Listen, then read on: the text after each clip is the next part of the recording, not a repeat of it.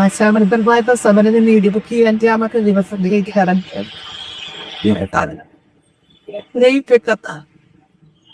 ഉത്തർപാർട്ടിയുടെ ഉത്തരവാദിത്വം സർക്കാരിന്റെ ഈ സമരം ഏറ്റവും ന്യായമായിട്ടുള്ള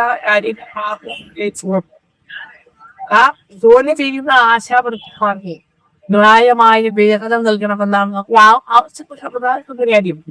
അത് ജോലിയുടെ കൂലി കൃത്യമായി കിട്ടണമെന്നാണ് ആവശ്യപ്പെടുന്നത്.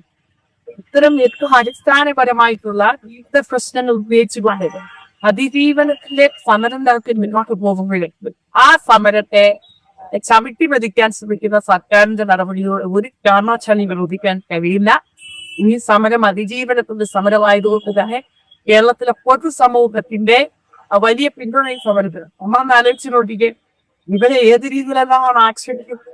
ഇവർക്ക് CITയുടെ നേതാക്കന്മാരൊക്കെ വന്ന് വളരെ മ്ലേച്ഛമായ ഭാഷയില് സമരം ചെയ്യുന്ന സഹോദരന്മാരെ ആക്ഷേപിക്കപ്പെടും. എന്തുകൊണ്ടാണ് ഗവൺമെന്റ് കൈ കെട്ടി നോക്കി നിൽക്കുന്നത്? സ്ത്രീകൾക്കൊപ്പം സ്ത്രീ ശാക്തീകരണ രംഗത്തുണ്ട് എന്ന് ആവർത്തിച്ച് പറയുക എന്നുള്ളതല്ല, അത് പ്രവർത്തിച്ച് കാണിച്ചു കൊടുക്കുക എന്നുള്ള ഉത്തരവാദിത്തം വേണ്ടത്. ഇത്രയും ദിവസമായിട്ട് മഴ വന്നപ്പോൾ അവര് വെച്ച് കെട്ടിയിരുന്നവരുടെ ടാർപോളിൻ പോലും അടിച്ചു മാറ്റിക്കൊണ്ടാണ് ഈ സമരത്തെ ഒതുക്കാനായിട്ട് ശ്രമിച്ചുകൊണ്ടിരിക്കുന്നത്. നമുക്കറിയാം, ജീവിതത്തിന്റെ രണ്ടറ്റവും തമ്മിൽ കൂട്ടിമുട്ടിക്കുവാൻ സാധാരണക്കാരായ ഓരോ മനുഷ്യരും അനുഭവിക്കുന്ന അല്ലെങ്കിൽ അതിനു വേണ്ടി എടുക്കുന്ന തീവ്രമായിട്ടുള്ള പ്രയാസങ്ങൾ നമുക്ക് നടുവില് ഇത്രയും ജോലി എന്ന് 14-16 മണിക്കൂർ